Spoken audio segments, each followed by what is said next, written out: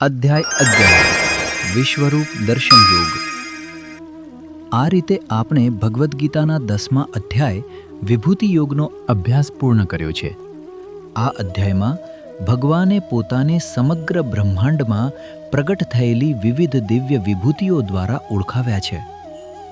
અધ્યાયના અંતિમ શ્લોકમાં ભગવાન એક મહાન સાર આપે છે કે જ્યાં જ્યાં અસાધારણ શક્તિ, તેજ, મહાનતા, સૌંદર્ય અથવા માનવજાતને ઉન્નત કરનારી કોઈ દિવ્ય અભિવ્યક્તિ દેખાય, ત્યાં મારી જ મહિમાનો એક અંશ પ્રગટ થયો છે. આ શિક્ષા આપણને મહાનતાનો આદર કરવાનું શીખવે છે. પછી તે કોઈ પણ વ્યક્તિ, સંસ્કૃતિ કે પરિસ્થિતિમાં કેમ ન હોય, દરેક મહાનતામાં આપણે ઈશ્વરીય ચૈતન્યની એક ઝાંખી જોઈ શકીએ છીએ. ગીતાના વિકાસક્રમને ધ્યાનમાં રાખીને આ અધ્યાયનું અવલોકન કરીએ તો એક અત્યંત વૈજ્ઞાનિક અને આધુનિક અભિગમ જોવા મળે છે.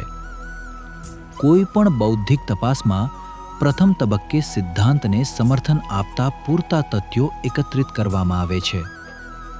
ત્યારબાદ તે સિદ્ધાંતનું પ્રાયોગિક પ્રદર્શન કરવામાં આવે છે.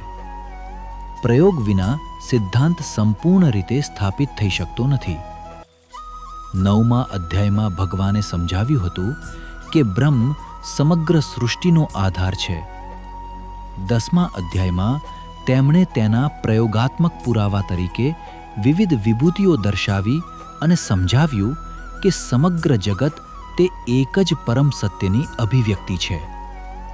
સીમિત પદાર્થોમાંથી ઝાંખું દેખાતું પરમાત્મા સ્વરૂપ ઓળખવું તુલનાત્મક રીતે સરળ છે, પરંતુ સમગ્ર બ્રહ્માંડને એક જ પરમ સત્યમાં સમાયેલું જોવું સામાન્ય મનુષ્ય માટે અઘરું છે.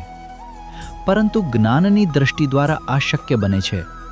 જ્યારે વિવેક વિકસે છે, વૈરાગ્ય ઊંડું થાય છે અને મન થોડા સમય માટે પોતાની આસક્તિઓને ભૂલી જાય છે, ત્યારે સાધક આશ્ચર્ય, ભક્તિ અને નિશબ્દ અદ્ભુતતાથી સમગ્ર સૃષ્ટિને એક જ ચૈતન્યની અભિવ્યક્તિ તરીકે જોવાનું શરૂ કરે છે.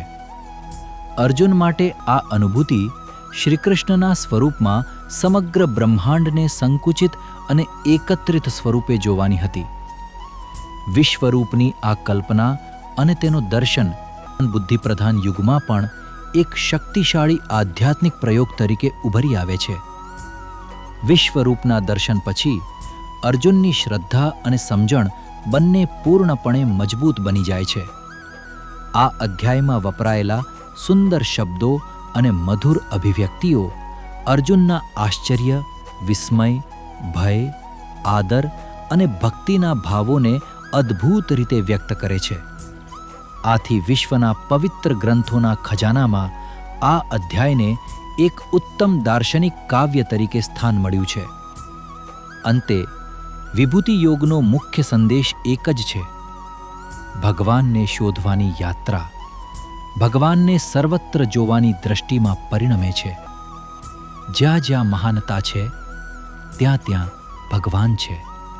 વાસુદેવ સર્વમ, આ બધું જ વાસુદેવ છે.